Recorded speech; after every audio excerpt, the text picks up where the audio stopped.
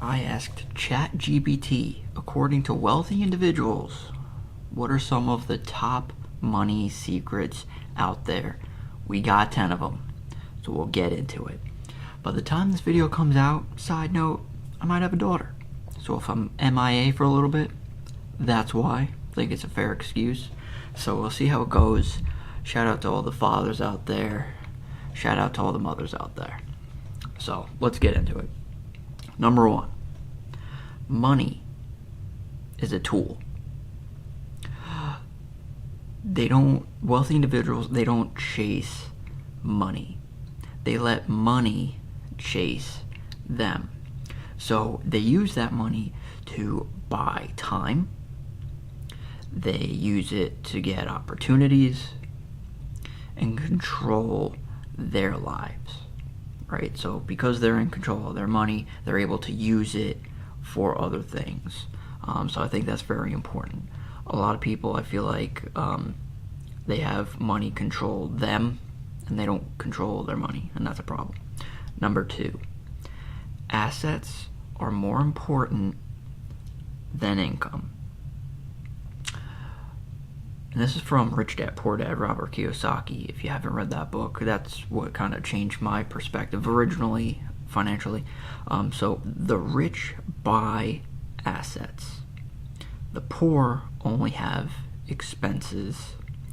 The middle class buys liabilities they think are assets. So that's the thing. The rich just keep accumulating and accumulating assets to help increase their net worth and everything like that. So that could be whether it's in real estate, stocks, businesses. That's what they buy. When you look at the average person, they just buy things. It doesn't change their life. Most of the time they depreciate in value. The wealthy buy assets that appreciate in value. Number three, compounding is the eighth wonder of the world. And Albert Einstein said that, supposedly. And literally just look at Warren Buffett's strategy and his net worth. Majority of his net worth, I forgot the percentage, but it might be 90% of his net worth was accumulated after he turned 60 or 70. Because it's exponential, right? In the beginning it sucks. But over time, it just grows like crazy. So if you have time on your side, you need to utilize it. Number four, the wealthy people use leverage. So they use other people's money, so they don't tie up their own, right? They borrow. They use other people's time, because they don't like to exchange their time, so they would rather use someone else's time. And they have a system. Make money without trading it for time. So that's a big thing. Most people, when they have a job, most people have jobs, and they trade their time for money. The problem is, you only have limited time, which means you could only make limited income, or limited amount of money, right? If you think of wealthy individuals, how could they accumulate all this money? It's because they're not locking that money gain to the time they exchange for it. So that's a very big one. Number five, information equals profit. So the wealthy, they invest in knowledge. They invest in networks. They invest in insight. So they're always trying to learn more, educate themselves to grow the ladder that way. They surround themselves with other successful or knowledgeable people. I'm sure you heard of, you're the average of the 5 people you hang out with, right? So if you're hanging out with a bunch of broke people, you're just going to be the 6th broke person, right? If you're surrounded by successful people and they're talking about how they're growing themselves and whatever, just the environment that you're in is big. Number 6, they learn to play the tax game. Taxes suck, but they know how to play them. So they understand how taxes work and how to legally minimize those taxes. So there's almost like incentives in the tax code to do certain things. So for example, like investing, or real estate, or in businesses, trusts, maybe even life insurance, etc., etc. There are different ways to go about money using those. If you're just making money from a job, you can't really do anything with that. But when you're like an investor or a business owner, you're able to do certain things within the tax code to benefit you, like tax write-offs and stuff like that. Number 7, the wealthy track their money. They can, if you control your money, you're controlling your life. And they just, or most, maybe not all, a lot might just spend, a lot goes away, but that's kind of the difference between rich and wealthy. Rich is kind of just like you get a bunch and then it might disappear fairly quickly. Wealthy takes time, strong foundation, and they know what they're doing. So they might track everything monthly. They see what's coming in, they know what's going out, they know what they're investing in, they know what's growing and everything like that.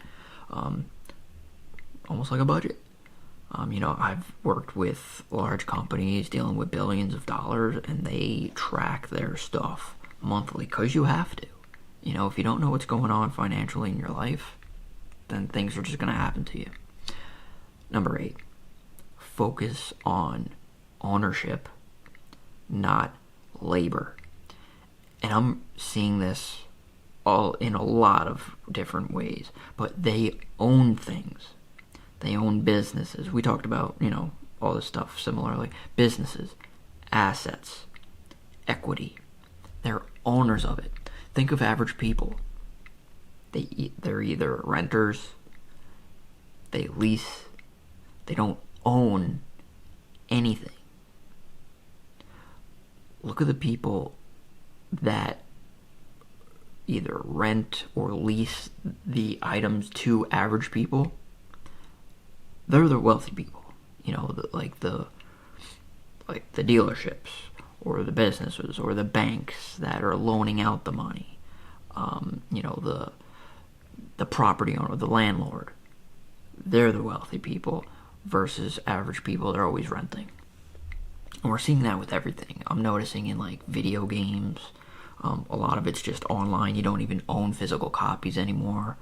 It could go to like movies or books or really anything. Like, do people really own a lot of things anymore? Doesn't seem like it.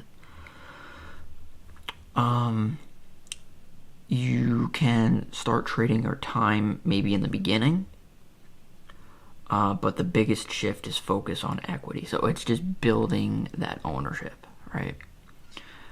Number 10, the game is rigged. And wealthy people know that, but they don't complain about it. They play it. So the system favors the owners, investors, businesses, taxes, so they do exactly that. Like, the rules are there, and they're just following the rules. Whether it's fair or unfair, they play by the rules, or the rules that they make, I guess, but they just play the game. Whether you like it or not, that's what a lot of them do. And then number 10, it's a big question mark, actually, because I've heard multiple things, so I'd like to see what you guys think, is the multiple streams of income topic. So I've heard before that like the average millionaire might have 7 streams of income. It helps diversify to avoid downside. It makes sense. Like, if you just have one job and you lose the job, guess what? You're screwed. If you have multiple things and you lose a job, you still got other income too, right? But that also limits your upside. If you go like full in on a plan A. Like path one, you're just full focused on it. If it works, it's going to go great for you, and if it doesn't, you're screwed. Versus, if you have a plan A, but if that doesn't work, you got a plan B, you're kind of hedging your risk, putting multiple, diversifying your eggs. I think it was one of Warren Buffett's rules of diversification is only needed for, like, if you don't know what you're doing. So if you know what you're doing, for example, like instead of buying a basket of stocks and you focus on just like one stock, always keep investing into it, growing the position, and then just keeps growing much quicker. That's one way to do it. Or, taking that multiple income approach. So I see both ways. What do you guys think? Everyone is different. Some people could just get lucky. It might not be skill at all. It's like, hey, I put all of it in this one stock and it just worked. So I see both sides, honestly. So those are the 10 things that I heard from Chat GPT of what wealthy people do. So I'm curious what you guys think. I'm sure we heard of a lot of these different things, but I think the biggest takeaway is really we need to act on these things. There's going to be constant videos out there and knowledge out there that we could still keep watching, but we actually have to do things. So what do you guys think? Definitely appreciate you watching, and we want to build that foundation for us and also our families. So that's what I'm trying to do. If you're looking to do the same thing, I hope you consider subscribing, and I'll see you in the next one.